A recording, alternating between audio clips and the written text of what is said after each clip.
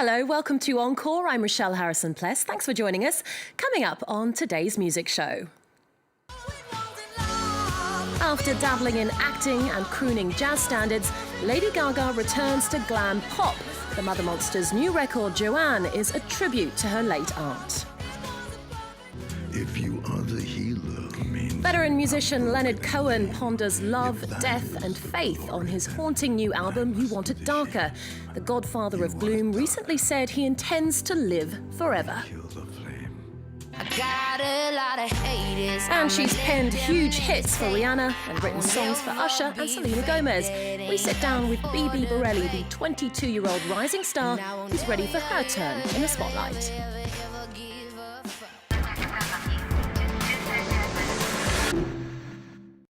And to talk about all that and lots more, I'm joined by our music critic, Mark Thompson. Hello, Mark. Hi, Rochelle. Good to see you. Now, we kick things off with a new release from pop diva Lady Gaga. The Mother Monster, as she's known to her fans, of course, is back with her fifth album, Joanne. Let's have a listen to the first single of that record. This is Perfect Illusion. I don't need eyes to see. I felt it touching me, high like amphetamine. Maybe it's just a dream.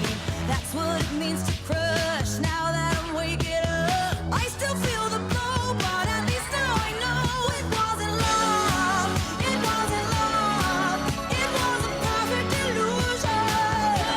Mistaken for love. It wasn't love. It was a perfect illusion.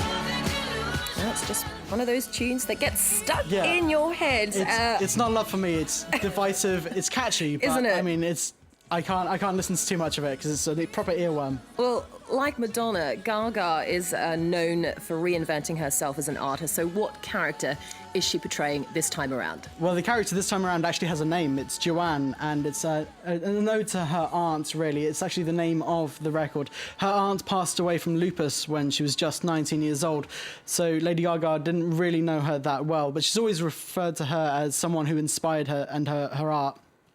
Now, the album itself, it does kind of go back to basics because Lady Gaga, before she became this pop superstar that everyone knew her for, she was playing in these clubs in New York, just open mic nights, her and a Casio keyboard. And she's working with Mark Thompson now, and he basically said, we want to get you back to your roots, make songs from the ground up, just play the keyboard, forget everything that came before it, forget the flash and everything else. Let's just focus on your songwriting. However, what she's done is she's added that with some bigger rock names like Beck, like Josh Homme, to give it a bit of a rockier ballad, a more rock ballad edge to it. It's kind of lost that fun spark we had from the first couple of albums, though. Well, she may have done away with the meat costume, the meat dress, I should say, but we are seeing a whole different side to Gaga since she split with her management team. Do you think that's had an effect on her? I think leaving her manager Troy Carter just before the third record, Art Pop, was a big change for her. We've seen her make a lot of decisions now which are perfectly just for herself, and I think in some ways that's respectable, but at the same time, we have lost that fun side, as I was saying. Okay, well, let's move on to a man who's somewhat more predictable. Leonard Cohen, the legendary maestro of melancholy. He has a brand new album out at the ripe old age of 82. His 14th studio record is called You Want It Darker. Mark, is it as morbid as it sounds? Yeah, it was the Godfather of Gloom, as everyone knows him. It's somewhat understandable. He's 82 now, and this is an album which does reflect on mortality, and it's a meditation on religion. He, of course, is a Buddhist, a Buddhist monk. Let's have a listen to the title track from the album. if you are the healer, I'm broken and lame. If thine is the glory, mine must be the shame. You want it darker.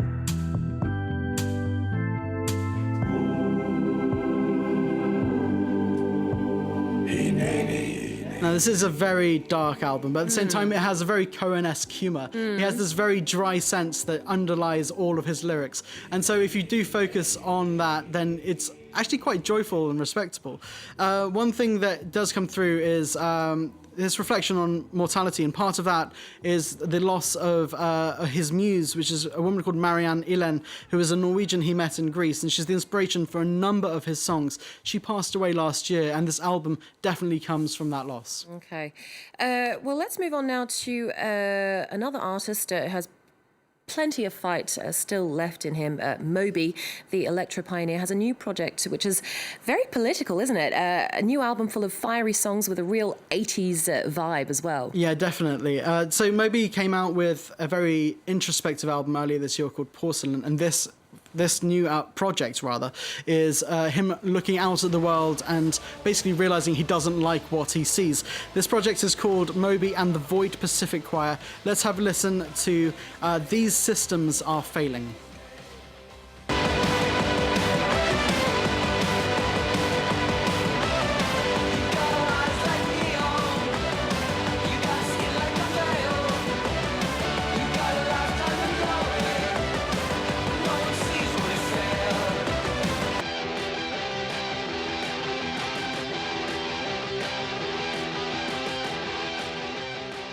As you can tell, it's the sound of quite an angry man. It's not the side we have seen of Moby in the past, but it's been more subdued. I was going to say, he's always been an activist. He's been an activist, but this is a more angry political side. He actually he played this album to a bunch of friends before it came out, and they told him it was angry. So he said he went back. No, he said he went back and said, "I'm going to make it angrier." Oh wow! Yeah, exactly. And I think you've succeeded, Moby.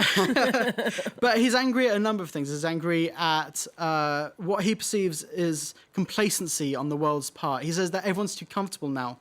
And that means we've lost our objectivity. We don't realise the world around us is changing, and not necessarily for the best. Okay. Well, let's move on now to one of pop music's rising stars. Bibi Bourelly is behind Rihanna's massive hit, Be Better Have My Money.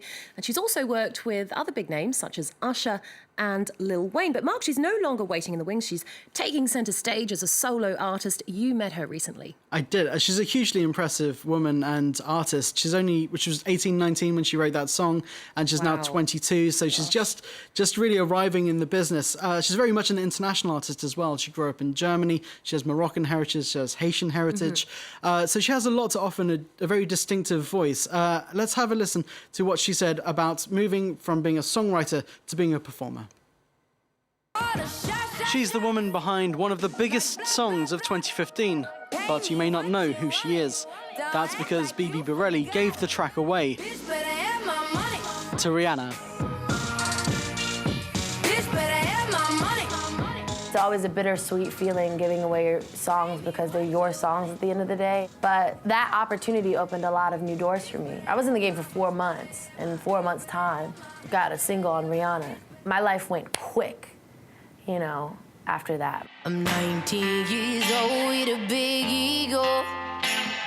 The pop superstar paid the young prodigy back by bringing her on tour, as Bourelly sets about crafting her own solo career. 'Cause all I'm around is fake people.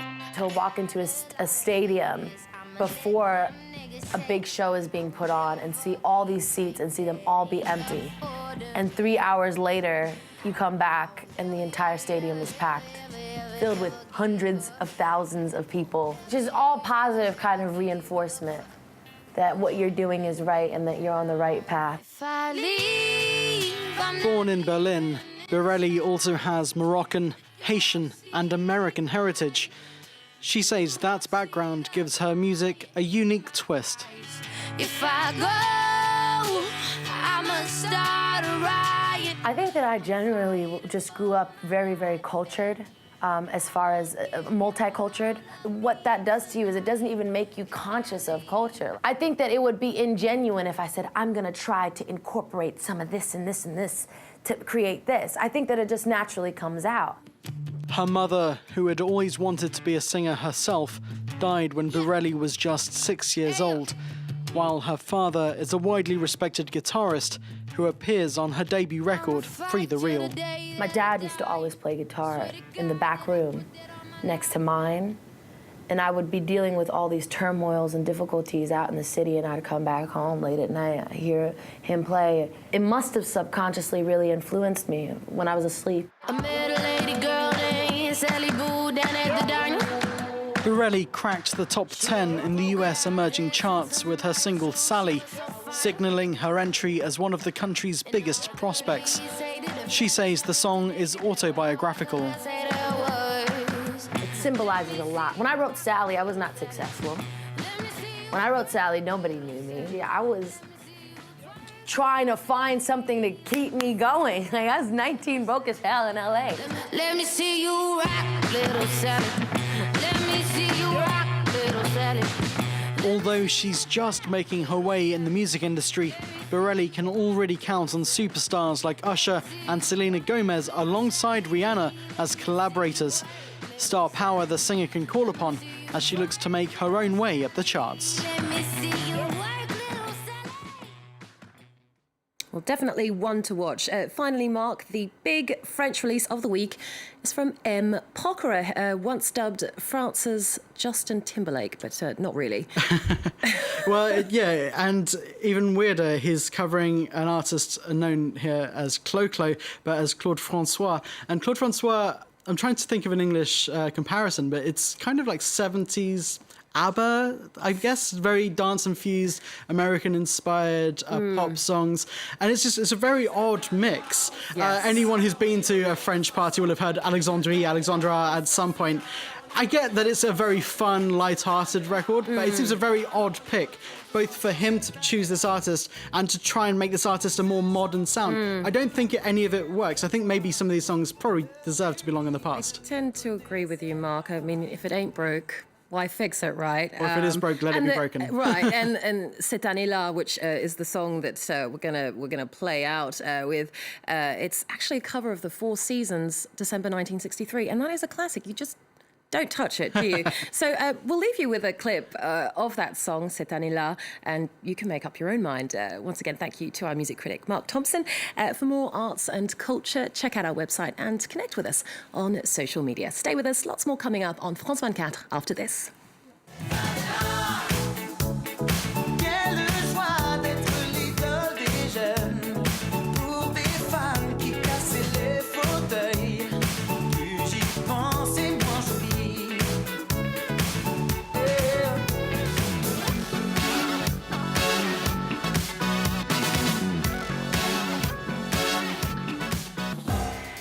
Reporters, presented by Mark Owen.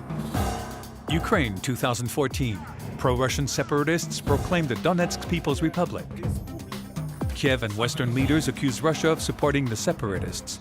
Moscow claims it's only supplying humanitarian aid. But who is arming the separatists and who is financing the reconstruction? Our reporters follow the trail of weapons and money and lay bare Donetsk's best-kept secret. Reporters on France 24 and France24.com.